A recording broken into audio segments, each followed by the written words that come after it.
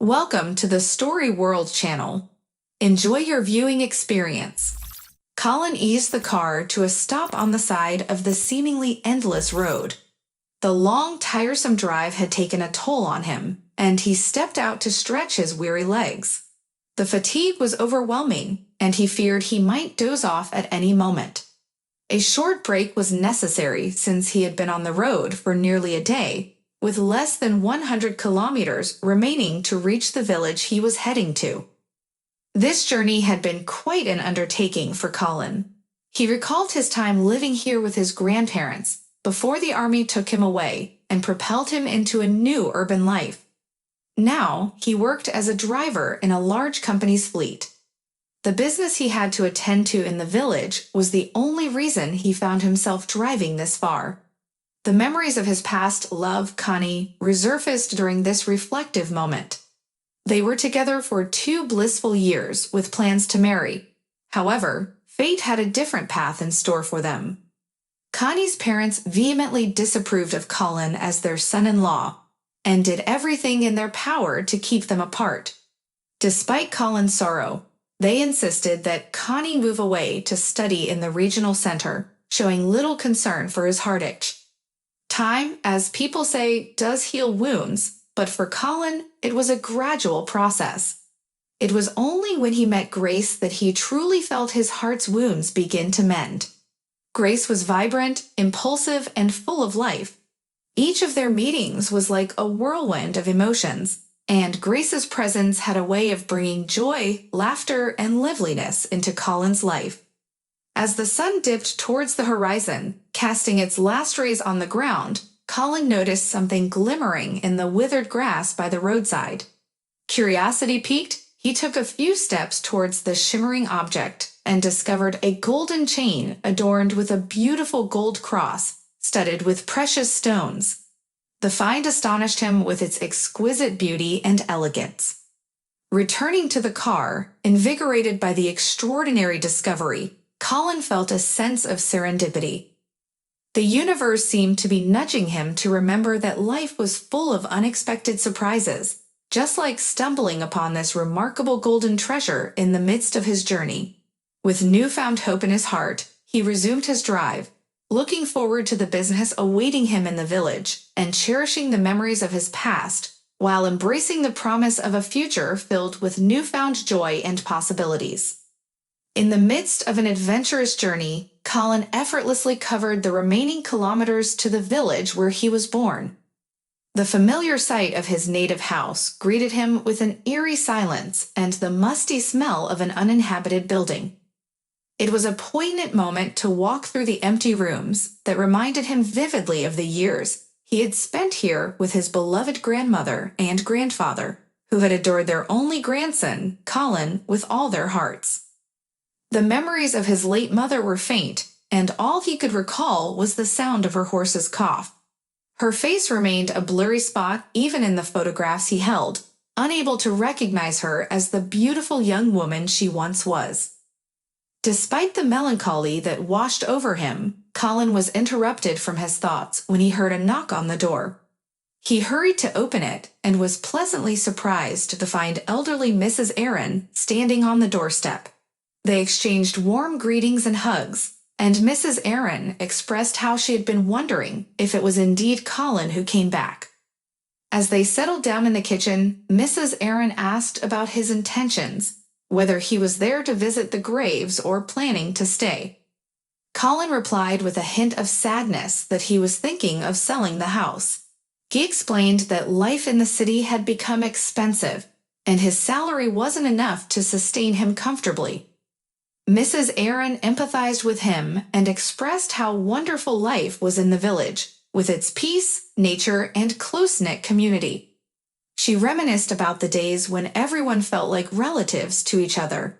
Colin agreed, adding that living in the village had its charms but lacked some opportunities available in the cities. She acknowledged his thoughts and said that while life in the village was simple and wholesome, the lack of opportunities and modern amenities might make things challenging. Nevertheless, she assured him that if he decided to sell, there would be interested buyers, though it might take some time. Curious about potential alternatives, Colin inquired about lodges in the village. Mrs. Aaron mentioned a young woman with a child who had found temporary shelter in Mr. McAuliffe's guest house. However, she cautioned that the conditions there were not ideal, especially with winter approaching. With this information in mind, Colin contemplated his decision.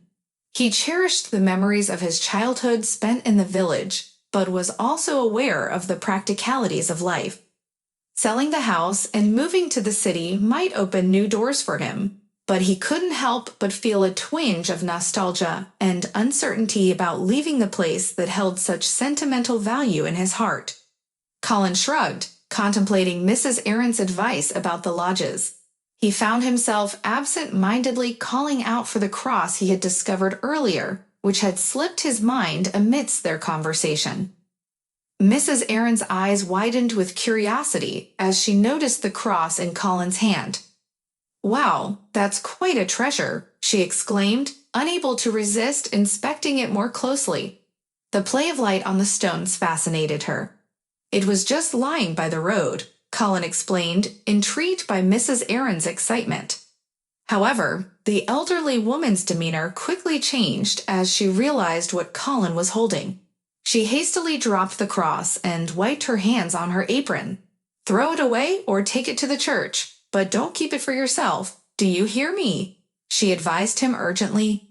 "Picking up someone else's cross is dangerous. You could take on all their sins, and misfortunes may follow you." Colin was surprised by Mrs. Aaron's warning. "You're making it up, Mrs. Aaron," he said, trying to brush off her concerns. Nonetheless, her words lingered in his mind, causing a momentary unease. He eventually put the cross back in his pocket, though Mrs. Aaron continued to share horror stories in an attempt to dissuade him. As Mrs. Aaron left, Colin found himself unable to immediately shake off the unsettling thoughts she had planted in him. But as he pondered over her warnings, he chuckled, dismissing the superstitions as mere remnants of the past.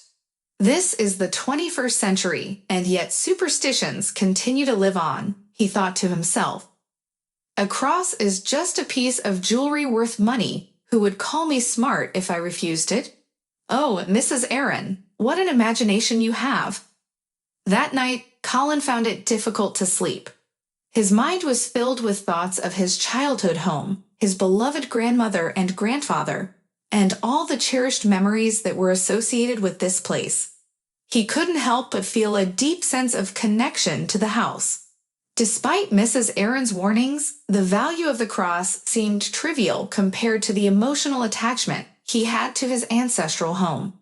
As the night wore on, Colin's thoughts gradually settled, and a newfound clarity emerged. He finally decided that he could not bring himself to sell the house. The idea of betraying the memory of his ancestors was something he couldn't bear. With this resolution, his heart felt lighter, and he eventually drifted off to sleep, content with the decision he had made. The next morning, as the sun rose on the horizon, Colin woke up with a sense of purpose. He knew what he had to do. The house and the memories it held were far more valuable to him than any amount of money he could gain from its sale. From that moment on, he was determined to preserve the legacy of his family and keep the house close to his heart, where it truly belonged. Having spent several days in his hometown, Colin made sure the house was ready for the impending cold weather. He diligently mowed the grass, swept the yard, performed necessary repairs, and fixed the gate. Throughout his stay, Mrs. Aaron visited him frequently, spoiling him with delicious treats and fresh milk. On the evening before Colin's departure, Mrs. Aaron arrived with a woman in her 30s named Lauren. "Colin, this is Colin nodded, considering the arrangement. "I see," he replied, appreciating Lauren's offer. "You can live here for free, and in return, you take care of the house and pay the utility bills on time. It works for both of us." Mrs. Aaron was delighted with their agreement. "That's wonderful news," she exclaimed, patting Lauren's shoulder.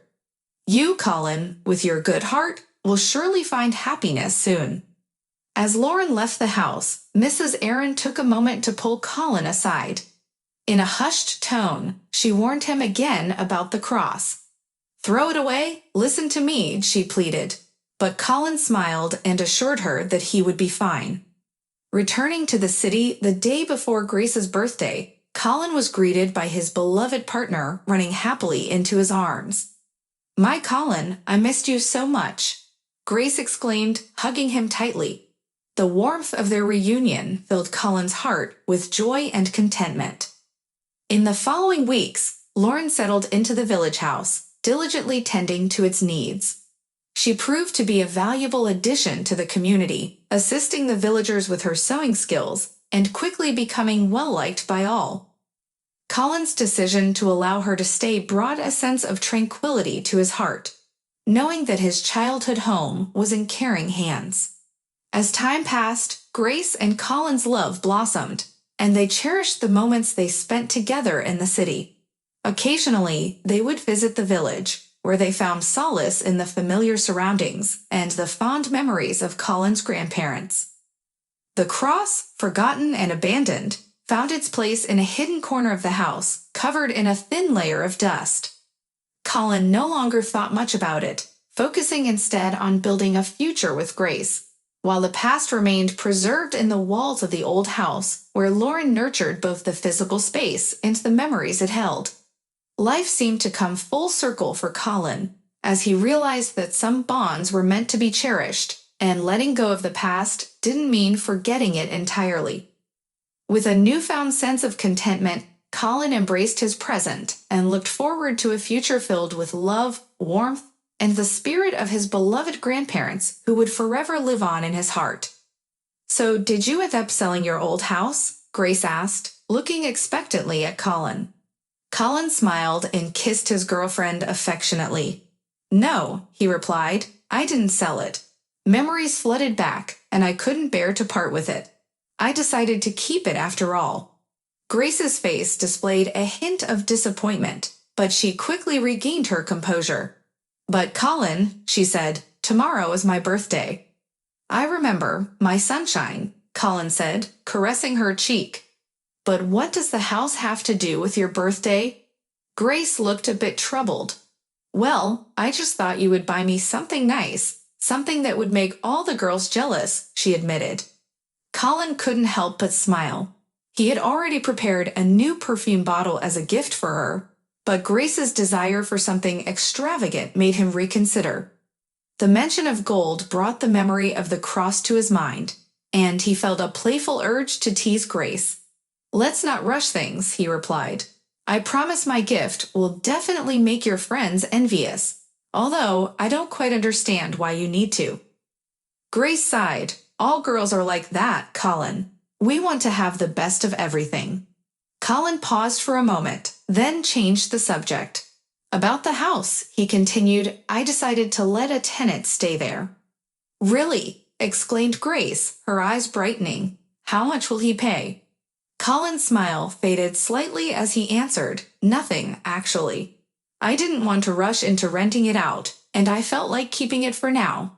Grace's disappointment was evident, but she quickly redirected her focus to the upcoming birthday celebration. "What time are your guests coming tomorrow?" she inquired. "At 7, Grace replied with a smile, "and don't be late." The next day, the birthday celebration was filled with excitement. Colin had prepared a series of gifts to surprise Grace. He started with flowers, a stylish purse, and a bottle of her favorite perfume. Grace's initial reaction was not what he had hoped for, which made him hold back a mischievous grin. However, when Colin presented her with a stunning diamond-studded cross necklace, Grace's face lit up with pure delight. She screamed with joy, and her girlfriends gathered around her, equally impressed by the exquisite gift. The rest of the evening was filled with laughter, joy, and heartfelt wishes for Grace's birthday.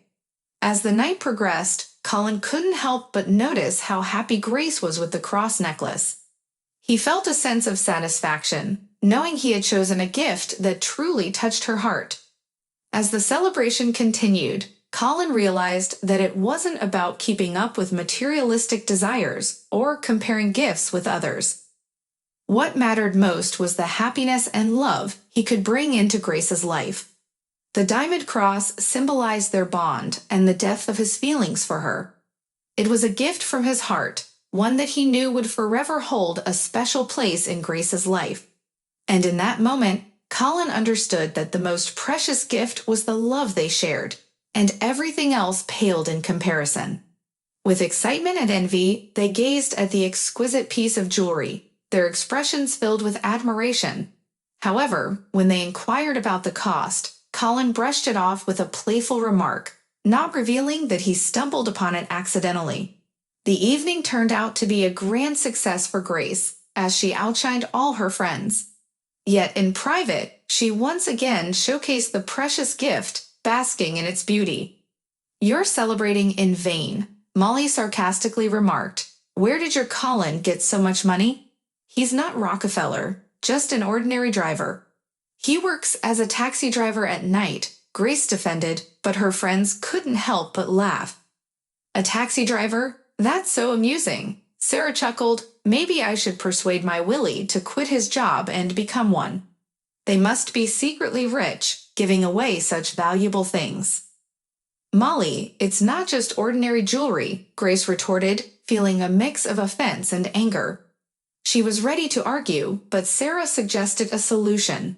"Let's go to the jeweler in the morning and have the piece evaluated. If it's genuine gold and diamonds, I'll apologize to you and Colin." Grace agreed, her determination strong. "And all of you will apologize to me, got it?"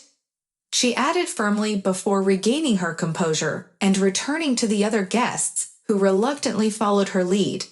Grace could hardly wait for the morning, and as soon as the workday began, she rushed to the jewelry store. Inside, she was greeted by a handsome man in his 40s or early 50s who asked, "What can I offer you, miss?"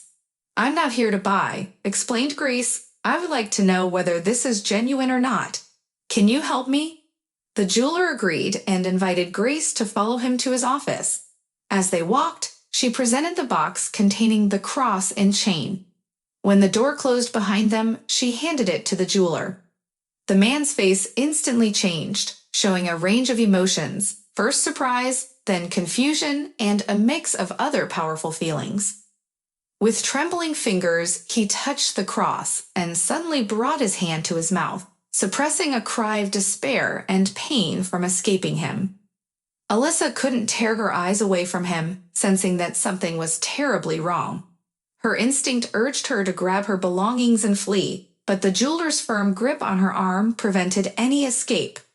"Where did you get this cross? Tell me," he demanded, refusing to let her go despite her pleas. Terrified and in pain, Grace replied, "My boyfriend gave it to me as a birthday gift yesterday. His name is Colin." Tears streamed down her face as she implored, "Please give it back to me. I'll leave, I promise." The jeweler's rage intensified as he continued to shout, "No, you're not going anywhere until you tell me everything. Call your Colin right now and have him come here. If he doesn't, I don't know what I'll do to you." Frantic, Grace called Colin, sobbing and yelling into the phone, "Colin, what did you do?" "They want to kill me because of this cross you gave me." Confused and worried, Colin replied, "Grace, wait, I don't understand what's going on. Where are you right now?"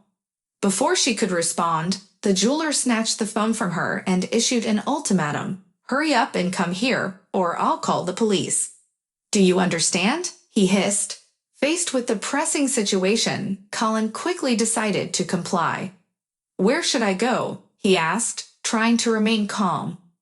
"If this guy is talking about the police, then he's not a criminal, and we can sort this out." In a matter of minutes, Colin stood in front of the enraged jeweler, looking him in the eye. "I found this cross," Colin explained, his voice steady. "I found it by the road accidentally. Now, can you tell me what's wrong with it?" The jeweler's demeanor suddenly changed as he weakened, sinking into a nearby chair. "I made it," he confessed. "Both the cross and the chain belonged to my wife. They were my gift to her." "I don't understand," Colin said, trying to comprehend the situation. "Was it stolen from your wife?" No, the jeweler shook his head. She disappeared a year ago. She went to the store and never came back. My wife was pregnant. Oh my God, if you only knew how I looked for her.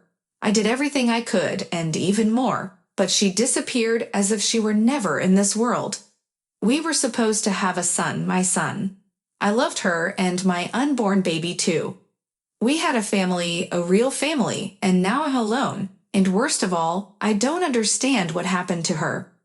Overwhelmed with empathy, Grace and Colin exchanged glances, absorbing the jeweler's heartbreaking story.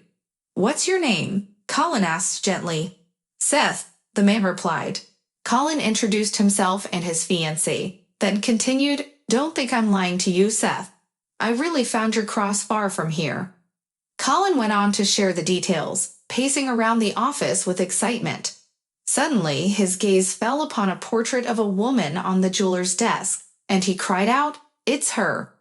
Seth jumped up, alarmed. Lauren, my tenant. I let her into my country house. She lives there now with her baby. Oh my God, let's go there right now. Rushing to the door, Seth collided with Grace, who demanded her cross back. Grace, how can you? Colin intervened. If you've heard everything, it's Lauren's jewelry. I don't care, Grace persisted. I want it back. It's my gift from you. Seth led her to the salon, offering her to choose any other jewelry instead of the cross. Don't be afraid, he reassured her. This salon is mine. I own it and can make you such a gift. Delighted, Grace selected a pair of beautiful earrings as a replacement for the cross, though she couldn't help but feel a tinge of regret for the exceptionally stunning piece that was no longer hers. Colin felt a sense of shame for Grace's actions and turned away, trying to conceal his disappointment. Meanwhile, Seth didn't pay much attention to it and gave some instructions to the two saleswomen before hurrying out onto the street towards his car. Let's go, he nodded to Colin, pointing to his expensive car, determined to reach his country house and uncover the truth about Lauren's mysterious disappearance. Wait, I can't do that. I need to ask for some time off work and everything. Seth sighed in disappointment but had to agree. They left the city, but only in the evening. Lauren was in the middle of putting her son to bed when she heard the gate creak and someone walking through the yard. With caution, the woman hurried to the door and asked, Who's there? It's me, Colin. Please open up, Colin replied. As the door opened, she screamed, realizing that not only the owner of the house was in front of her, but also her husband, Seth. How did you get here? Why did you come? She pressed her hands to her chest. Lauren, my dear, I was looking for you. You disappeared, and I couldn't find peace. Why did you leave? Don't you know how much I love you? The woman's lips trembled as she burst into tears. I had seen your love. I came back home when you were there with Charlotte. You were kissing, and you didn't see me, but I saw you, Seth.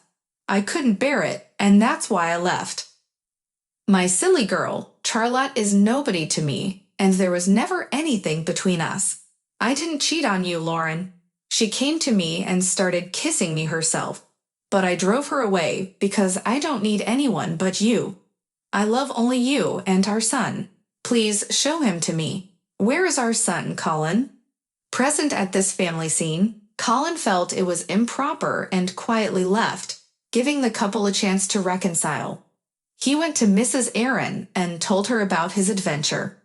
An hour passed before they both came to Lauren and Seth, who were sitting, holding hands. So what about the cross? Mrs. Aaron couldn't help but ask. How did it end up by the road? I was pregnant when I left home, Lauren said. I had little money with me and bought a bus ticket wherever it went, but I felt very sick and I was vomiting all the time. The driver had to stop a few times for me to get out. I didn't even notice how the clasp opened and the cross, which was heavy, slipped to the ground. Colin shook his head in awe. The most amazing story I've ever heard. It's good that it ended well, Mrs. Aaron said with a smile. Well, and you said that finding crosses is unfortunate, she added, playfully winking at him. You were right, just a little, Colin replied. Today, I told you that I've parted with my bride. And of course, it's a good thing. I'm truly grateful to fate for showing me what grace really is. By the way, she wasn't even upset when I told her I was leaving for the village forever. She just called me a fool and added that she would find a better groom. Well, and you'll find someone better. Seth patted his shoulder. I wish you to have such a real love as we have with Lauren. I'd already had a real love. Remember Connie? Don't be sad, Colin. Happiness will find you here too, Mrs. Aaron reassured him. The next day, they saw Seth and his family off, loaded with village gifts. So, you're not coming back? Seth asked. Colin shook his head. I only now realize that I'm a villager, and you can come to visit me. Fishing, nature, we'll have a great time. I promise to visit you too, he warmly said his goodbyes. The next evening, someone knocked on Colin's door. He opened it and froze on the threshold. Connie was standing in front of him. Colin, I'm here for you forever. I love you and can't live without you, Connie declared. Colin didn't say anything. He simply stepped towards her and hugged her tightly, burying his face in her hair, which smelled of flowers and sun.